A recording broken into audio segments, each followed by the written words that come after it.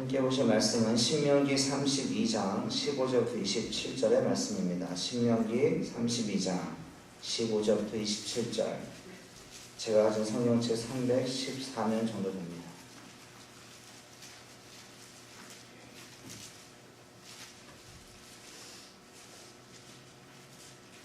신명기 32장 15절부터 27절의 말씀 교독하도록 하겠습니다. 맨 마지막 절은 함께 읽겠습니다. 제가 먼저 읽습니다. 그런데 여수론이 기름짐에 발로 찼도다. 내가 살찌고 비대하고 윤택함에 자기를 지으신 하나님을 버리고 자기를 구원하신 반석을 없인 여겼도다.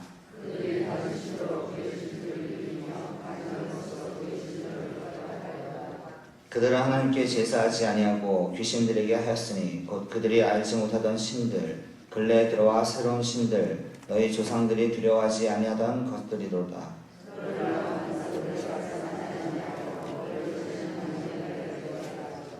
그러므로 여호와께서 보시고 미워하셨으니 그 자녀가 그를 경노하게 한 까닭이로다.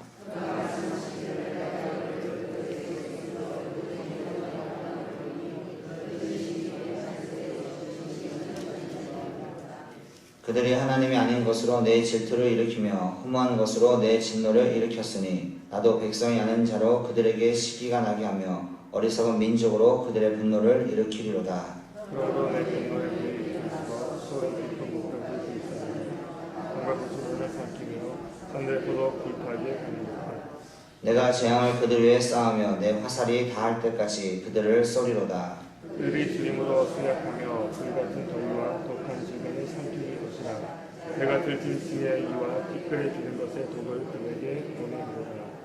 밖으로는 칼에 방 안에서는 놀람에 멸망하리니 젊은 남자도 처녀도 백발 노인과 함께 전먹나이까지 그러하리로다. 내가 그들을 흩어서 사람들 사이에서 그들에 대한 기억이 끊어지게 하리라 하였으나 함께 읽겠습니다. 혹시 내가 원수를 자극하여 그들의 원수가 잘못 생각할까 걱정하였으니 원수들이 말하기를 우리의 수단이 높으며 여호와가 이 모든 것을 행함이 아니라 할까 염려함이라. 아멘. 저는 이 시간 여수론의 범죄라는 제목으로 하나님의 말씀을 나누고자 합니다. 오늘 본문의 말씀, 즉 신명기 32장은 이스라엘의 배반과 하나님의 심판을 주제로 한 모세의 노래입니다. 즉 모세는 이 노래를 통하여 이스라엘의 부패함과 하나님의 선하심, 이스라엘의 배반과 하나님의 자비하심 등을 분명하게 대조시킵니다. 오늘 본문 바로 앞에 나오는 10절에서 14절의 말씀을 보면 하나님이 이스라엘 백성을 황무지에서 광야에서 눈동자같이 지키셨고 또한 독수리가 새끼를 엎는 것처럼 그들을 업어서 메마른 땅을 안전하게 인도하셨습니다. 뿐만 아니라 하나님은 그들을 너무나 사랑하셔서 밭의 소산과 반석에서 나는 꿀과 기름, 소와 양의 젖을 주시며 밀로 먹이시고 포도즙에 붉은 술을 마시게 하셨습니다. 그런데 문제는 이렇게 하나님으로부터 특별한 사랑과 은총을 입은 이스라엘이 하나님께 감사하고 찬양하기는커녕 오히려 자기를 지으신 구원의 하나님을 버리고 다른 신들을 섬겼다는 것입니다. 그래서 15절의 말씀을 보면 모세가 이렇게 말합니다. 우리 15절의 말씀 한번 천천히 함께 읽어보겠습니다. 그러한데 여수론이 기름짐에 발로 찼도다. 내가 살찌고 비대하고 윤택함에 자기를 지으신 하나님을 버리고 자기를 구원하신 반석을 없인 여겼도다.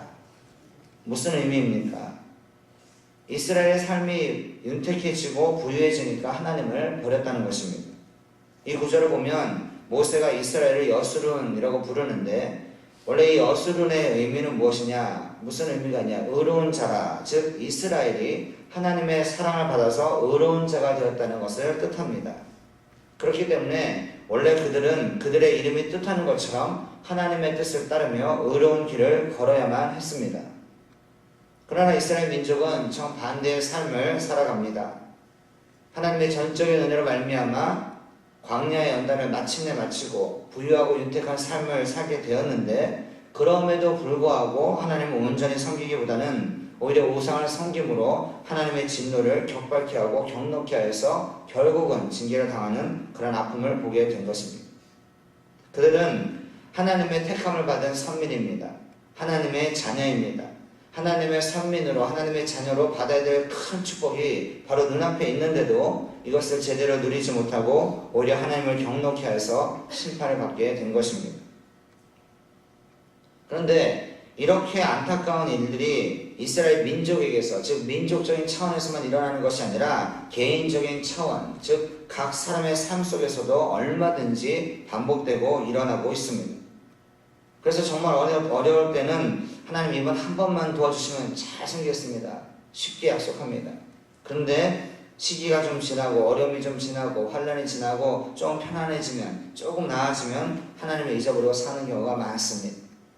기도할 때 부도수표 잘 냅니다. 여러분 어떻습니까? 지난날을 이렇게 돌이켜보면 하나님이 그래도 부유하게 하실 때에, 편안한 삶을 허락하셨을 때, 내 안에 물질이 있었을 때 영적으로는 어땠습니까? 깊이 생각해 볼 필요가 있습니다. 그래서 영적인 훈련이 중요하고 영적인 훈련이 필요합니다. 환경에 전혀 상관없이 어려울 때나 기쁠 때나 하나님을 온전히 바라보고 믿음으로 살아가는 훈련이 절대적으로 필요합니다. 특별히 물질의 부요함이 찾아올 때는 영적으로 잠들지 않기 위해서, 깨어있기 위해서 항상 기도하며 말씀을 붙들 수 있는 그런 경건의 훈련을 날마다 받아야 합니다. 이 새벽 예배가 영적 훈련을 받는 최고의 장소임을 믿습니다. 굉장히 중요하죠. 날마다 기도하고 날마다 말씀을 듣는 것이 별 차이 없는 것 같더라도 영적으로 볼 때는 매일 새벽마다 하나님의 정신갑주 입고 세상으로 나가는 것입니다. 누가 말씀을 전하든지 별 상관없습니다. 저는 좀 정말 지적이고요, 정확한 면에 있어서 새벽 예배 통계 다 냅니다. 일주일에 몇 분 오셨는지. 지금 바라는 숫자 70인데 50이 조금 못 미쳐요. 좀 더 푸시해서 나갑니다. 취임하기 전에라도 70명 기도 용사 필요한 줄 믿습니다. 굉장히 중요해요. 그리고 어느 정도 사람이 설교할 때 제 숫자가 적었는지 한번 딱 보려고 그래요. 편하게 하는 얘기고요. 누가 설교하든지 중요하지 않습니다. 누가 밥을 지어든지 중요하지 않습니다. 건강을 먹어야죠. 기도해야죠.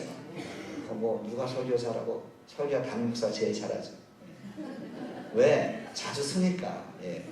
한 달 동안 계속 강단에 쓰니까 이게 새벽 예배지 주일 예배지 분간이 안 됩니다.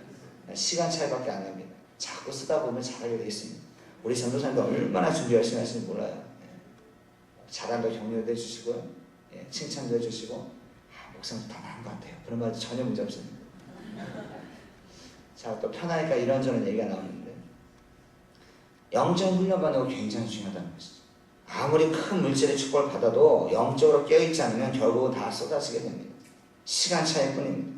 영적인 복, 물질의 복 둘 다 중요하지만 굳이 말하면 제가 거듭 강조하는 것처럼 영적인 복이 먼저 있어야만 물질의 복을 함께 누리는 진정한 축복이 따라오게 되는 것입니다. 여러분, 제가 여러분들을 많이 만나고 여러 교회를 돌아다니면서 이렇게 신앙에 문제가 있는 분, 또 어려운 분 상담하다 보면 그런 얘기를 해요. 참 한때 물질의 복을 많이 받았는데 그때 누가 조금만 영적으로 잡아줬으면 잘 지냈을 텐데 몰랐다는 거예요. 그렇게 물질이 많고 은사가 많은데도 훈련을 못 받아가지고 그냥 자기 딴에는 교회 봉사한다고 생각하고 자기 딴에는 물질 좀 섬기다 했는데 자기 기분으로 그냥 목사님 몇 번 도와주고 교회 몇 번 도와줬지 하나님 보실 때 참된 헌신이 아니었다는 거예요. 그때는 몰랐다는 거예요. 근데 경제적으로 어려움을 당하고 그 다음 엎드리고 자존심이 깨지고 자아가 깨지고 엎드려서 밑으로 가다 보니까 정말 회개하다 보니까 이게 온전한 성격이 아니었구나. 그때 깨달았다는 거예요. 그런 걸 많이 만납니다. 또 제가 훈련하는 뉴욕에 제자들이 있습니다. 10년 전부터 알던 분들이 있는데 제가 만나면 어떻게 지냅니까? 그러면 목사님 늘 그렇게 말씀하셨는데 깨어있지 않으니까 물질이 엉뚱한 대로 샌다는 거예요. 기도하고 영적으로 깨어있지 않으니까 엉뚱한 사람한테 속고 엉뚱한 사람한테 당하고, 그게 이스라엘의 민족적인 차원에서만 일어나는 것이 아니라 개인적인 차원에서도 그대로 일어납니다. 여러분, 우시아 왕을 보십시오. 우시아 왕은 하나님의 기이한 도우심을 입어서 나라가 부강하는 엄청난 그런 은혜를 받았는데 영적으로 무너지니까 교만이 들어오고요. 교만함으로 나중에 죽을 때 어떻게 죽었냐? 왕임에도 불구하고 문둥병으로 죽었습니다. 열왕의 묘시에 들어가지도 못했습니다. 삶이 어렵고 힘들 때 먼저 믿음의 부유한 자가 되어야 합니다. 야고보서 2장 5절을 보면 하나님이 세상에서 가난한 자를 택하사 믿음에 부유하게 하시고 또 자기를 사랑하는 자들에게 약속하신 나라를 상속으로 받게 하지 아니하셨느냐라고 말씀합니다. 세상에서는 가난하지만 믿음에 부유한 자 되면 결국은 승리하게 됩니다. 당대의 물질의 큰 축복이 임하지 않더라도 3, 4대를 보면 알아요. 기가 막힙니다. 잘 헌신하고 하나님 앞에 서면 그 자녀가 목회자가 돼서 영권으로 주시고, 아멘.